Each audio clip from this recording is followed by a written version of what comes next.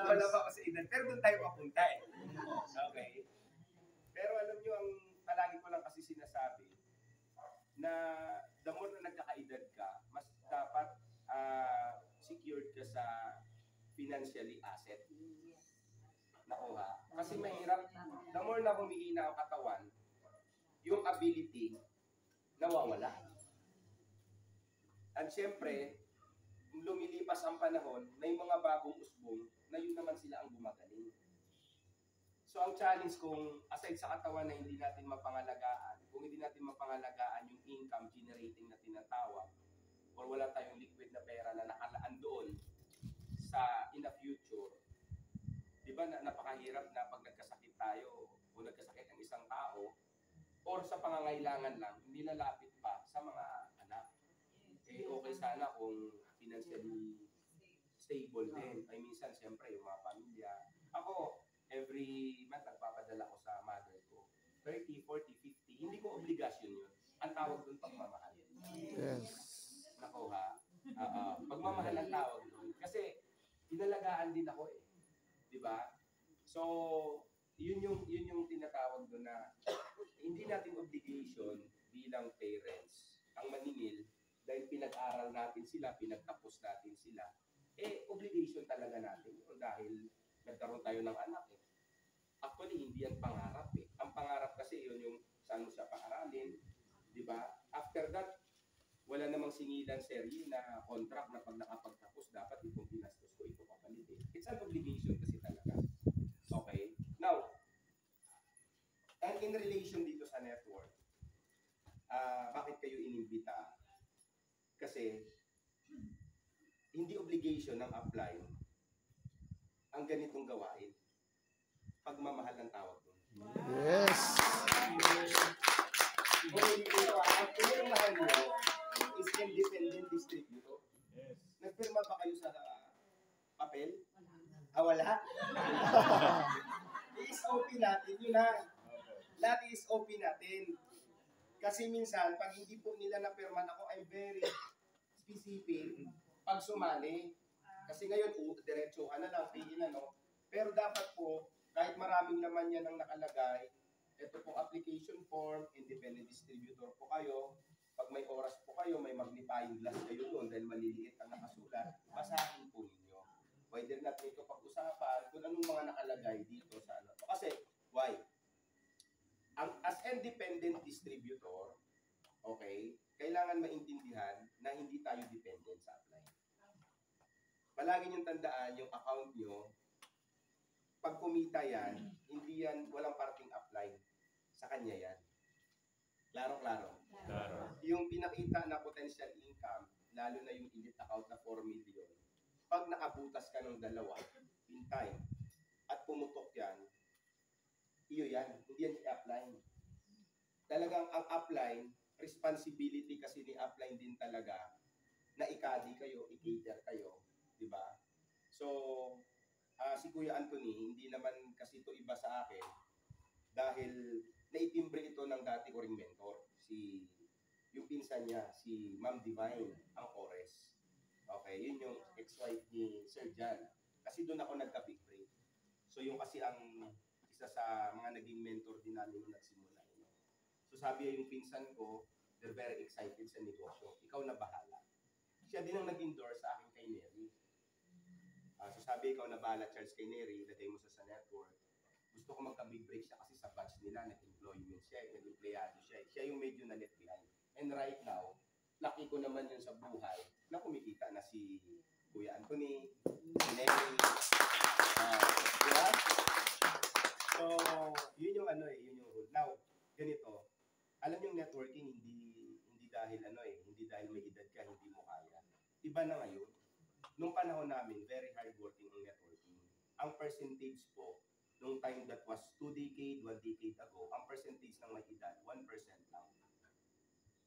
Pero ngayon, sa Complan na to, produkto at sistema na to, mataas ang success rate ng may edad kumpara sa bata. Kasi ang bata hindi nila ma-appreciate yung product. Diba? Yung culture natin, hindi natin culture yung resulta, yayaman. Brinate na natin ang tradisyon at culture na yun. Kanina naanong ako sa inyo na good morning ang good evening. Okay? So, siyempre, yan yung mga nakasanayang culture. Balikan natin yung istorya ng networking. Ang networking, nung in-introduce kasi, ang marketing kailangan ng tinatawag na unique approach para maka-catch ng attention sa tao. Lalo na yung networking. Okay? So, kaya create nila ang greetings na good morning kahit gabi. Ano yan? Kasi yung mga empleyado, pag nagkasalubong, good evening, good afternoon. Yung mga negosyante, ganun din. Bakit sila good morning sila? Anong mayroon dyan? Nakuha? So, doon pa lang, na-catch na yung attraction, ang attention ng mga tao na sa environment na nakakasalubong nila. Na curious. So, yung curiosity approach na yon, tiningnan nila kung anong networking. Yun nga lang, lumipas ang mga panahon. Marami kasing approach na ang mga tao nadala. Katulad na kanina sa inyo. Diba? So, yung approach, yung intention, at commitment, although wala po ako doon, based na narinig ko na kwento sa inyo, ang focus ay naging sales lang. Hindi po pinukusan ang tinatawag na responsibility.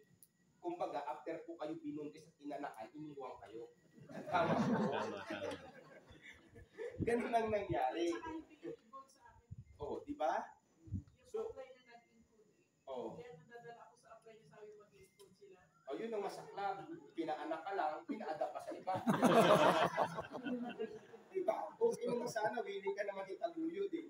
Ang problema, after mga anak, ipinaadap pa sa iba. Isipin mo, 6 na buwan mo yun na inano, di ba? After ipanganak, magulat ka, wala na. So yun din yun. Yun yung mga ano no, na mga technicality. Ang ganda ng networking, ang tao at mga leaders na nag-i-involve, yun ang gumagawa ng hindi tama. Kaya, be wise. Okay? Be wise like a serpent. Yung ang sabi sa Biblia eh. Ang serpent ay napaka matalino. Siya ang ginawang instrumento na dinaya niya si Eva. Tama mali? Oh, alam niyo, di ba, alam niyo po ba ang kwento ni Eva? Kasi nakakuha ko kanina yung video. Kwentuhan natin muna si para patanggal ng ano. Alam niyo po ba ang kwento ni Eva, bakit siya tinawag ang pangalan na Eva? Alam niyo po yun, hindi? Okay. Nung nagkaroon ng creation, ang una po talagang nilikha, si Adan. Lalaki. Lalaki lang talagang nilikha. Siya at ang blines ng ating creator. Kaya si Adan, hindi kaya i-tempt ni Satan. Kasi sealed siya by love ng Panginoon. Blines siya. Kaya ang ginawa, nung natutulog si Adan, doon sila ngayon, doon na-tempt. Ito kay Ipat pa, doon na-tempt. Now, ibalik natin. Nakita ng Panginoon na malungkot si Adan. Tama? Pinatulog siya. At ikinuha sa tadyang yung isang babae. Babae pa lang yun. Wala pa siyang pangalan. Tama? Okay.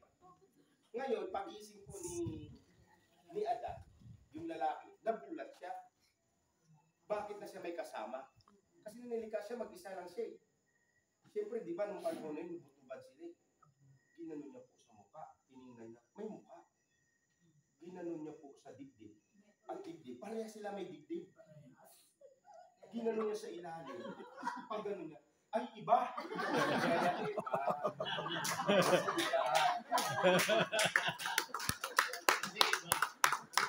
Kasi iba eh. Nakatawa ko lang kayo. Kaya pala iba, kasi iba. Isa lang yun na istorya. Narinig ko yan kasi FB na yun. Narinig niya. Akala ko may iba. Kaya bakit yung ibang pangalan? Joke lang yun, mga kwento. Anyway, marami nga dati nagsabi na ang networking ay hindi pwede daw pagsamahin ng religious or Christian teaching. Pero para sa akin, ang pattern ng networking ay kinuha sa pattern ng biblical. Kasi ang greatest leader of all time si Jesus.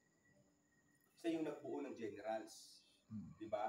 Yung 12 disciples, apostles, na pinakalat para makangkir ang Christianity na tinatawag. Palagi ko sinasabi dun sa plano ng Panginoong Diyos, pag binasa natin ang Genesis chapter 1, after niya makreate ng tao, ang sabi niya, di ba? Rule and dominion. Yun ang plano. Multiply. Be fruitful and multiply. So ayaw niya nang ang tao hindi nagmumultiply.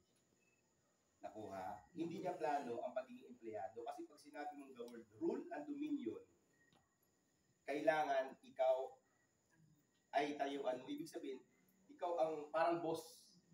Yan, mag-dominion ka. May freedom ka na tinatawag. Hindi ka dapat doon nakakulong sa tinatawag na cycle ng employment, sa cycle. Kasi 8 hours. Anyway, now ganito. Ang palagi kasi lang talaga ang question kasi nila palagi is this, paano ba kumita ng malaki? Ako una kong nakita ang networking, ang tanong ko din kaagad, paano kaya nila ginagawa na kumikita sila ng milyon-milyon? So natrap ako sa ganung mindset mahabang panahon. Hanggat na-realize ko, hindi pala yun ang basis kung paano gagawin para kumita. Ang basis pala is, bakit mo gagawin ang isang bagay? Nakuha? Kaya ang starting engine na maayos at ang tamang pag-uumpisa sa negosyo, kailangan mai-set up ang mindset sa why lahat. Okay? So ako palagi, ang pinapakita ko, although hindi ko to i-elaborate kasi sa Wednesday, ito naman kasi yung topic ko, yung formula to success. Okay, but palagi ko sinasabi, yung tatlong why, dapat lumalim muna ang bawat isa. Yung tinatawag na, masagot mo na yung why networking, bakit gagawin mo to, ang networking, bakit itong pinili mo? Okay, pangalawa, ano ang deepest why mo, bakit mo siya gagawin? Pangatlo, bakit itong kumpanya ang napili mo? So yung tatlo na yan, pag na-address yan at nasagot yan ang malalim na yan, it will follow. Kasi lahat naman ng bagay na pag-aaralan pwedeng matutunan. And syempre, ang advantage with this setup right now natin na ang SGI kasi ang setup ng atake natin yung Foursquare. Ano yung Foursquare? Ito, platform ito ng Amerika or international platform.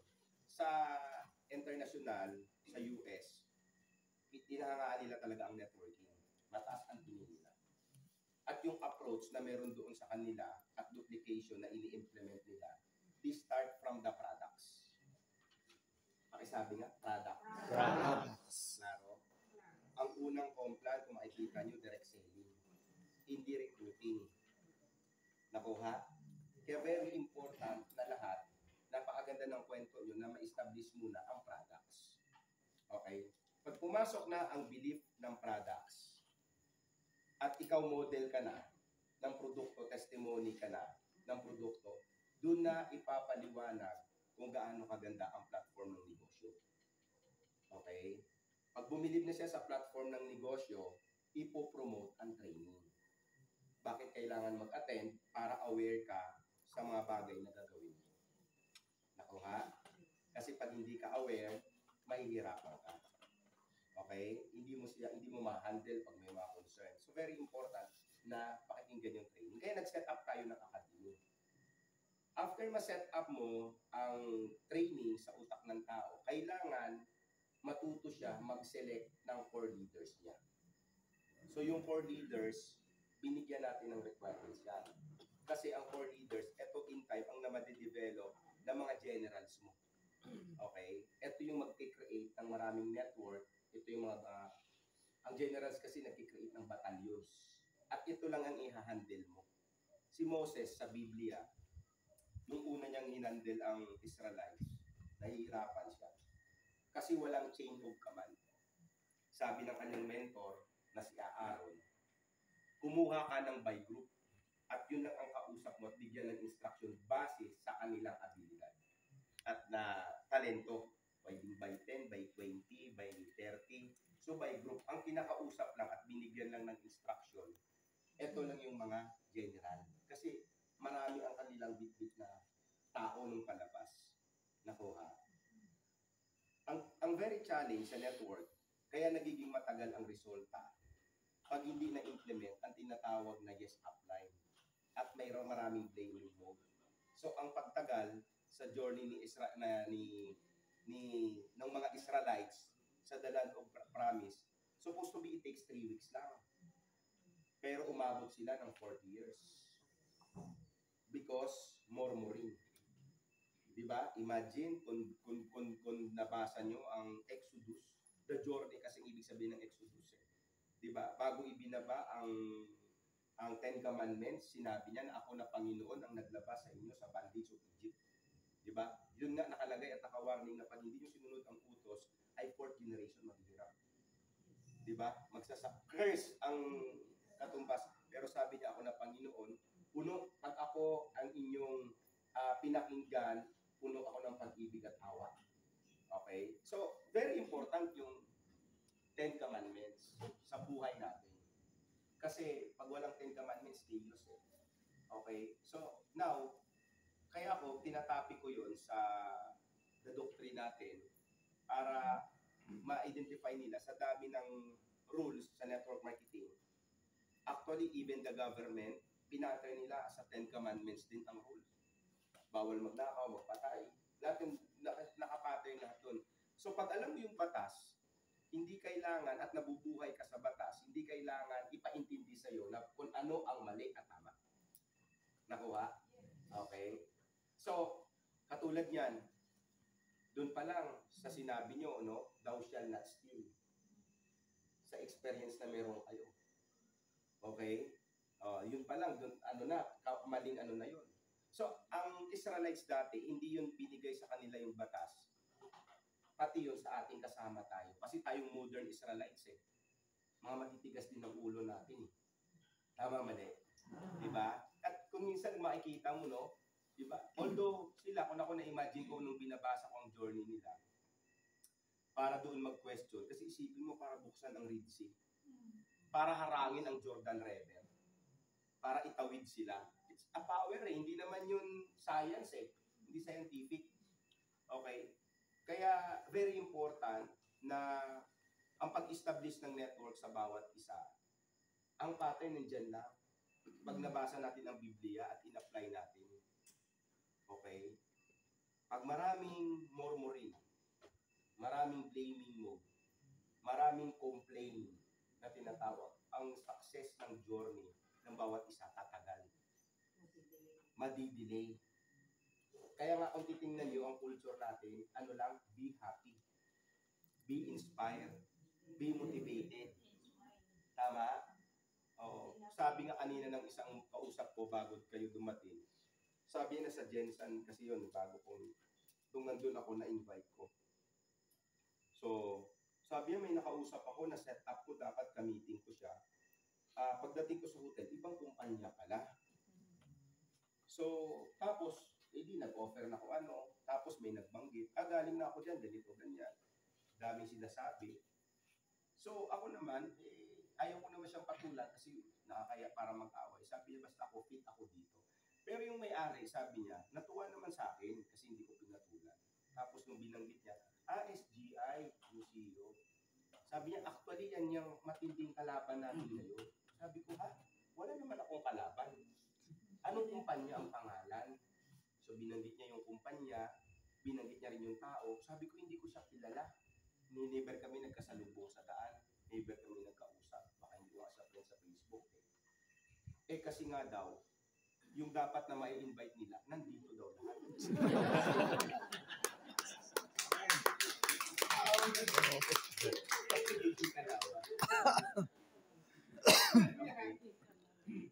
So, for me, no, palagi ko sinasabi na ang industry ng networking, hindi natin kalaban, local, international. Ang kalaban natin yung mga scams. Yeah. Yun yung mga walang produkto, tapos promises lang lahat. Ponzi scheme, storytelling, di ba? Fairy tale story na kwento, na too much 'di ba, ang kwento na parang ang hirap naman paniwalaan para magbigay sila ng porsyento at ng promise na kahit wala kang gagawin, kumikita ka.